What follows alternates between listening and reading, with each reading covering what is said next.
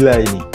Nih, di sini kita bisa lihat untuk nih load baterai yang 300 Ah ya, 132-34 ampere. Ini load di 6.300-an watt. Dan load di inverter, ini di sini kita juga bisa lihat. Nih, load di mesin inverter 7.500 watt, 73%. Terus produksi dari panel surya kita bisa lihat cuma 1000, ini makin panas, naik di 2000-an watt ya. Nah, 3000 watt, otomatis kondisi baterai akan turun. Yang tadi 6000 watt, sekarang tinggal 3800 watt. Karena produksi panel surya ini sudah naik sampai dengan 4000 watt.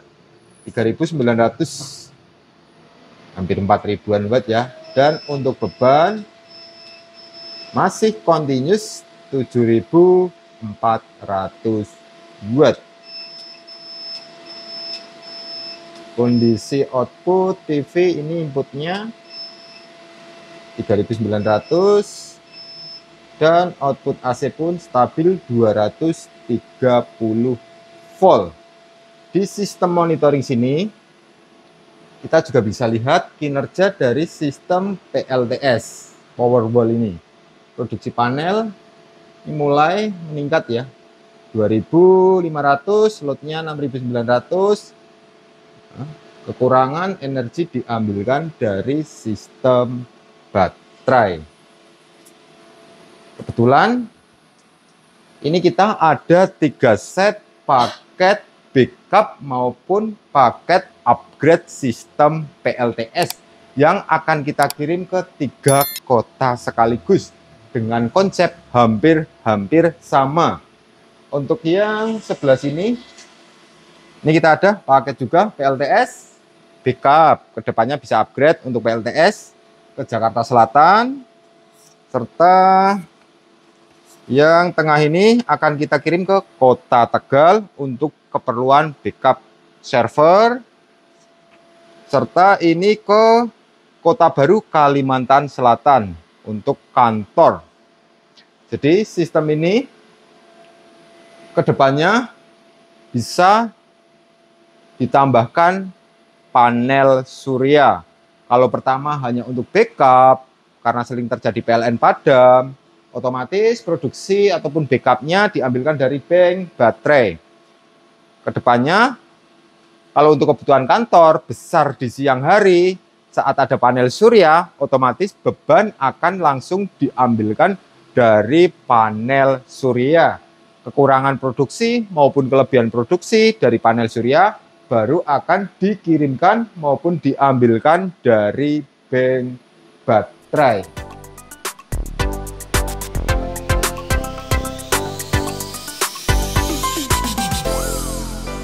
Jadi ini unit baru ya, inverter Aspro Powerwall LF10.51 Plus. Jadi ini inverter dengan kapasitas daya output di 10.000 watt, memiliki sistem MPPT di 100 ampere. Inverter ini tipe low frequency, sudah hybrid, support dari grid PLN untuk sistem charging. Pengaturan charging pun di saat kita fungsikan sebagai backup bisa kita atur dari 500 watt sampai dengan 3000 watt. Bisa kita sesuaikan dengan kebutuhan yang ada di lokasi. Misalkan PLN sering padam, bisa diatur pengecasan lebih tinggi. Serta untuk sistem ATS pun dia sudah auto transfer switch, sehingga saat terjadi PLN padam, sistem ini secara cepat akan merespon, membackup, menggantikan grid PLN. Sehingga beban-beban yang ada di kantor, peralatan elektronik, lampu, AC, server, TV, maupun komputer tidak akan terjadi restart. Untuk sistem MPPT-nya pun, dia kapasitas maksimum di 5 kWp. Jadi jika ingin upgrade ke depannya penambahan sistem panel surya, bisa ditambahkan di unit ini. Sehingga saat dipakai untuk kebutuhan kantor, beban siang hari besar, langsung akan disuplai dari panel surya.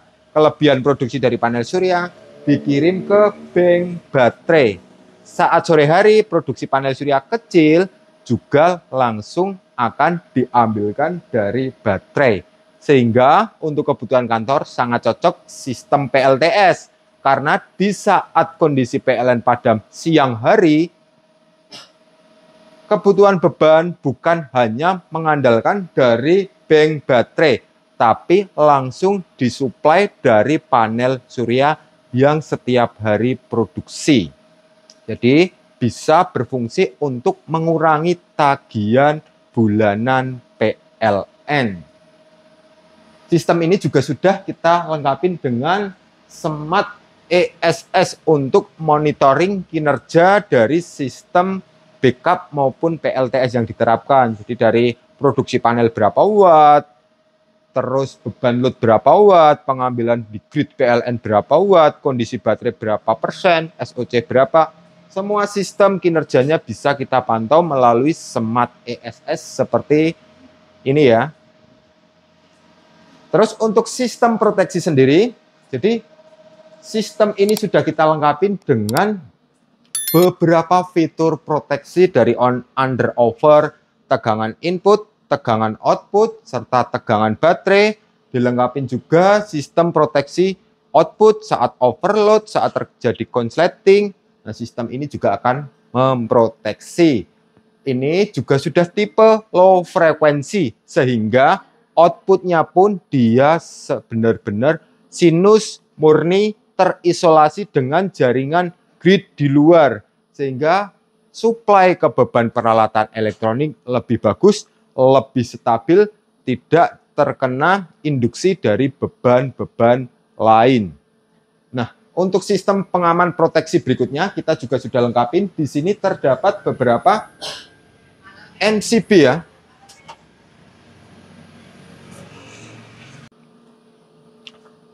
Untuk bagian proteksi sebelah sini kita juga sudah pikirkan untuk sistem proteksi ya dari MCB input DC, walaupun dari baterai ada, kita tambahkan juga di sistem unit inverter, MCB dari inputan panel surya, MCB dari inputan PLN, serta MCB COS atau MCB interlock. Ini berfungsi saat terjadi kegagalan sistem di mesin inverter, maka tidak perlu khawatir, tidak perlu bingung, kelistrikan akan tetap terjaga dengan mengaktifkan nih ya. Kita naikkan, nah, secara otomatis langsung bypass ke PLN. Terus yang bawah ini juga kita lengkapi juga ini ya. Terminal-terminal DC baterai serta DC panel surya. Untuk atasnya pun jika kita butuh ini ya, output eksternal yang arusnya kecil 10 ampere ke bawah bisa ambil dari steker ini, dan sebelahnya RS485 untuk sistem komunikasi dengan baterai karena unit inverter ini sudah support komunikasi dengan AW baterai. Jadi kinerja dari baterai pun bisa kita pantau secara online maupun secara sistem di inverter. RS232-nya untuk sistem monitoringnya atau pantauan online ya. Seperti ini unitnya. Dan untuk jalur sebelahnya kita juga bisa lihat di sini, teman-teman. Jadi di sini ada beberapa, cukup simpel. Ada beberapa jalur terminal blok, yaitu ini ya, AC input dan AC output. Input ini bisa dari grid input PLN. Kalau di lokasi nggak ada jaringan PLN yang biasa menggunakan genset, bisa juga sumber grid input PLN digantikan dengan sumber grid genset. Jadi saat PLTS nggak mampu, sistem backup nggak mampu, bisa ngidupin genset, secara otomatis output akan keluar genset, dan daya dari genset pun kita bisa manfaatkan untuk charging si baterai ini. Nah, untuk baterai pun ini juga sudah dilengkapi sistem MCB-nya ya, jadi proteksi berlapis-lapis, mantap. Yang sebelah tengah ini yang ingin kita kirim ke kemana ya tadi? Tegal. Ya, Tegal.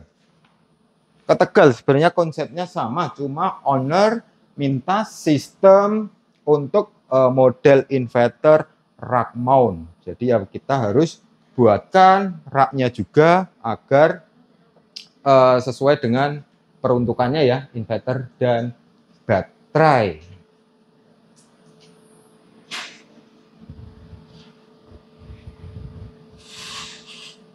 Cukup simpel ya teman-teman untuk penjelasan sistem Powerwall dengan kapasitas inverter 10.000 watt, kapasitas baterai 300 Ah. Buat yang ada kebutuhan terkait sistem backup maupun sistem PLTS untuk kebutuhan rumah, kebutuhan kantor, sistem ini sudah sangat cocok, minimalis, simple. Ini bisa kita geser ke sana ke sini. Hanya 2 unit inverter sama baterai sudah mampu membackup kebutuhan yang ada di kantor dengan daya output maksimum 10.000 watt. Untuk gambaran harga, paket ini hanya di angka 50 jutaan saja. Yang ingin konsultasi maupun bertanya-tanya terkait sistem lebih lanjutnya, bisa langsung kontak kita ya. Nomornya ada di bawah ini. Sekian, terima kasih. Salam Astro Jogja.